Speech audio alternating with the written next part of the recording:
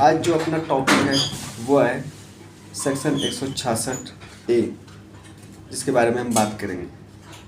जैसे कि आए दिन ग्रामीण क्षेत्रों में या कुछ ऐसे क्षेत्र हैं या कुछ जो शहर से काफ़ी दूर है, वहाँ पे होता क्या है, जब एक महिला FIR करवाने के लिए जाती है या तो वहाँ पे बहुत ज़्यादा आनाकानी होती है। जो तानाशाह लोग होते हैं उनकी चलते उनके अगेंस्ट FIR नहीं होता है। तो इन सब से निपटने के लिए सरकार ने आपके CRPC और IPC में बहुत ज़्यादा बदलाव कर दिया है।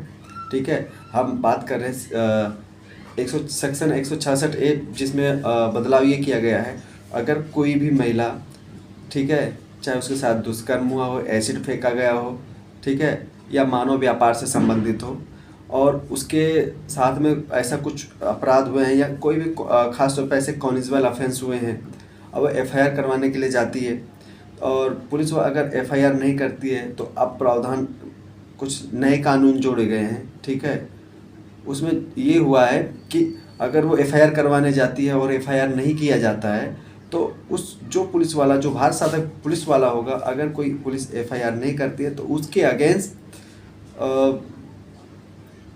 मुकदमा चलाया जा सकता है, क्योंकि ज़रूरत थी, इसलिए कानून में बहुत बड़ा बदलाव, इसलिए उसके अगेंस्ट मुकदमा चलाया जा सकता है और जिसमें काफ़ी जुर्माना और सज़ा भी हो सकती है।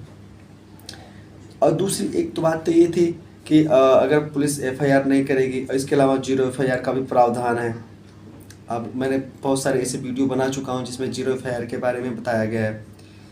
और दूसरी बात तो एक चीज़ तो ये हो गया जिससे अब FIR लिखने से कोई मना नहीं कर सकता, खास तौर पर महिला दुष्कर्म, एक बार दोबारा रिपीट करूंगा, एसिड फेंकना या मानव व्यापार से संबंधित ऐसा कुछ है, तस्करी से संबंधित है खास तौर पर।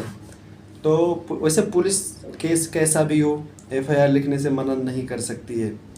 अगर हम दूसरी बात करते हैं अब ऐसे महिला दुष्कर्म, एसिड फेंकना, ऐसे क्या कहते हैं, मानव व्यापार से संबंधित ये सारी चीज़ें होती थी। तो होता क्या था, जब उसमें जो पीड़ित होते थे, जिनको चोट लग जाती थी, जिनके ऊपर एसिड फेंका या जिसके साथ दुष्कर्म होता था, तो उसमें अब डॉक्टर बचे भैया। डॉक्टर क्या करते थे, भैया ये तो पुलिस का, आप लोगों ने फिल्मों में देखा भी, बोलते थे ये पुलिस का मामला है तो इसमें हम हाथ नहीं लगा सकते। तो अगर वो भी आनाकानी करते हैं, ये चाहे वो प्राइवेट डॉक्टर हो या चाहे व्यक्तिगत प्रैक्टिस करने वाले डॉक्टर हो, कोई भी, तो ये मना नहीं कर सकते हैं कि क्या नाम है, तो पुलिस केस है या पुलिस के आने के बाद ऐसा करूँगा, क्योंकि उस बीच जो वो टाइम होता है वो गोल्डन पीरियड हो सकता है इंतज़ार करते करते क्या नाम है उसकी डेथ हो जाए या बहुत ज़्यादा और उसकी जो प्रॉब्लम बढ़ जाए। तो इसलिए भैया 166B में ना संशोधन कर दिया गया है। इसका मतलब ये हुआ, कोई भी चिकित्सक है जो प्रैक्टिस कर रहा है एज ए डॉक्टर, ठीक है, कोई भी चिकित्सक, मतलब इसमें सारे इंक्लूड हैं, ठीक है, अगर वो दवाई करने में आनाकानी करता है तो उसके अगेंस्ट भी, जो भी मेडिकल ट्रीटमेंट होता है करने से आनाकानी करता है, तो उसके अगेंस्ट भी मुकदमा चलाया जा सकता है और तकरीबन 1 साल तक की मतलब सज़ा हो सकती है और जुर्माना भी हो सकता है। अब इसके अलावा और भी कुछ परिवर्तन हुए हैं। 370 को जैसे जो 370 था, इसमें भी परिवर्तन हुआ है और 326 में भी परिवर्तन हुआ है।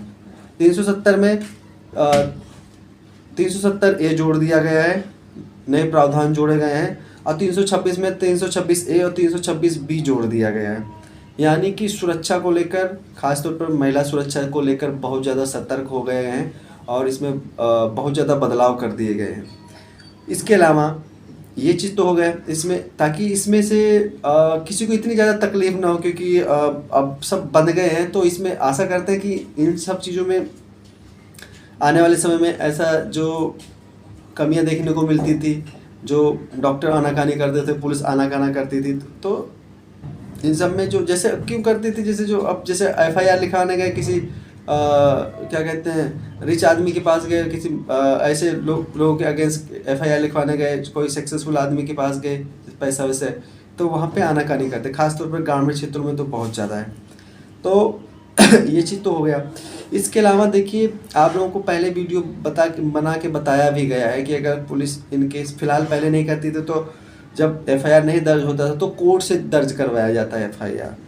156(3) है जो कोर्ट CRPC 156(3) है, ठीक है, वो उसके अगेंस्ट मजिस्ट्रेट क्या नाम है पुलिस जो भारत साधक अधिकारी होता है उसको एफआईआर लिखने के लिए आदेश दे सकता है।